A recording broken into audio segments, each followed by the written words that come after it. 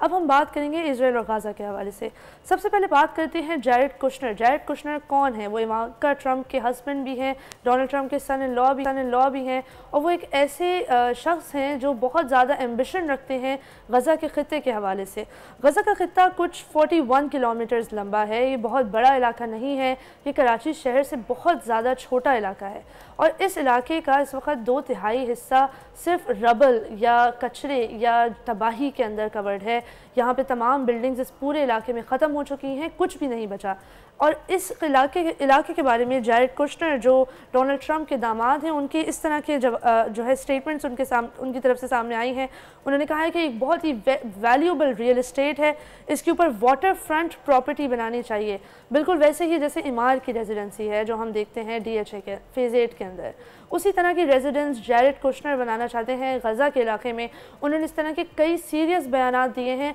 कि वो चाहते हैं कि इजरायली हुकूमत गज़ा के तमाम लोगों का वहाँ से इनखला करे और वहाँ पे तमाम लोगों की जो भी जनरेशनल ज़मीनें हैं, कुछ भी हैं, उन सब को कब्ज़ा कर कर वहाँ पे रियल इस्टेट बनाए। और एक इदारा है हारे ज़हाफ़ के नाम से, जो एक इजरायली रियल इस्टेट फर्म है जिसने कई प्लान्स भी जारी किए हैं, और इस रियल इस्टेट प्लान्स के लिए कई मीटिंग्स हो चुकी हैं। अमेरिका में भी, कनाडा में भी अक्सर ये सेमिनार्स होते हैं जहाँ पे अमेरिकन और कनेडियन एलीट जो है उनको इजरायली एलीट की तरफ से दावतनामा मिलता है, वो इन सेमिनार्स में शिरकत करते हैं, बोलियाँ लगती हैं, और ये प्रॉपर्टियाँ बिक रही हैं, जिन प्रॉपर्टियों के ऊपर और जिन प्रॉपर्टियों के लिए ये तमाम जंग जो है इस वक्त की जा रही है, और हज़ारों लाखों बच्चों और औरतों की जानें ली गई हैं। इस वक्त 43,000 से ज़्यादा लोग गज़ा में शहीद हो चुके हैं, जिसमें ज़्यादातर औरतें और बच्चे हैं। 70% से ज़्यादा इनमें औरतें और बच्चे हैं, और इन सब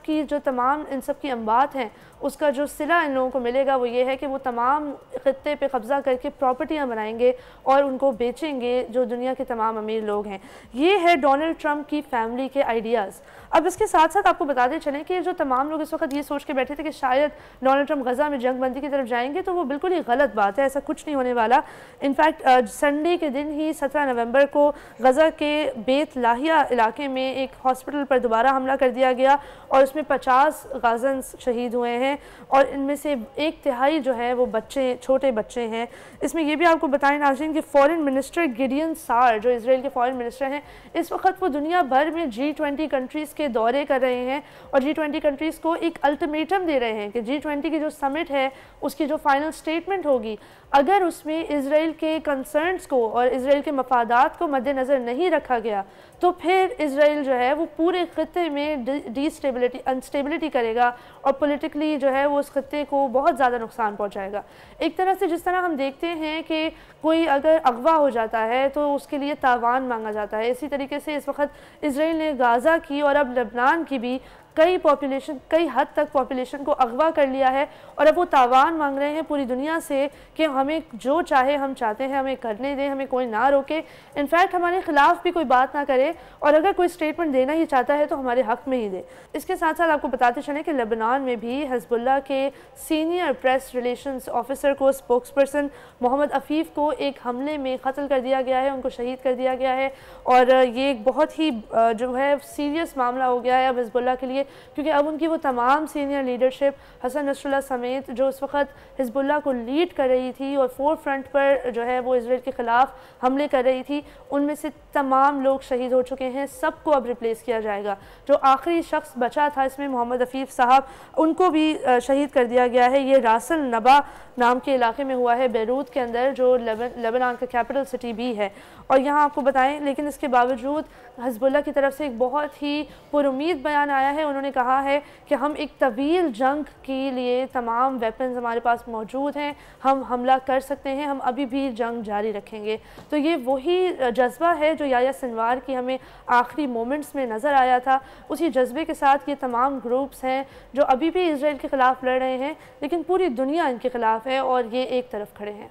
बिल्कुल अरीबा, आपने पूरी सिचुएशन का बेहतरीन अंदाज में ख़ुलासा किया, और जो अभी पिछले 48 घंटे आपकी नज़र से आई एम श्योर गुजरी होगी, जो आर्मी मीडिया ने रिपोर्ट किया है कि नाज़रीन जो बेस्ट नोन पैलेस्टीनियन सर्जन थे डॉक्टर अदनान अल-बुर्श, जिस तरह उनके आखिरी लम्हात कवर किए गए कि किस तरह उनके साथ जिनसी ज़्यादती और टॉर्चर किया गया इजरायली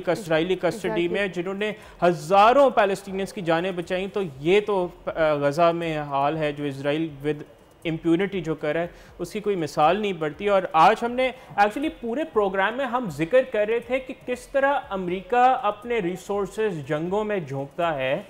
लेकिन वेरी इंटरेस्टिंग जो लेबनान में कल स्ट्राइक हुई है, लेबनीज विमेन फुटबॉल टीम की एक प्लेयर जो है वो बहुत तशवीशनाक हालत में, उनको स्ट्राइक किया इसराइल ने। And it is so unfortunate कि हमने अमेरिका की बात की कि किस तरह जो रिसोर्स एलोकेशन है वॉर्स के लिए तो 60 अरब डॉलर्स की है इनफैक्ट, और जो अमेरिका के अपने डोमेस्टिक इकोनॉमी है, जो डोमेस्टिक नीड्स है लोगों की, वो सफ़र कर रही हैं। आज मैं मेरी नज़र से एक डॉक्यूमेंट्री गुजर रही थी विच टॉक्ड अबाउट कि how America despite having acres of land वो अपने मुल्क की एग्रीकल्चर जो है ज़रूरियात पूरी करने में नाकाम है। और जो यूएस सेक्रेटरी फॉर एग्रीकल्चर उनका बड़ा एक परेशान कुन बयान ये था कि 2022 से लेकर 2024 तक कांग्रेस से एक भी डिफेंस बिल रिजेक्ट नहीं हुआ है।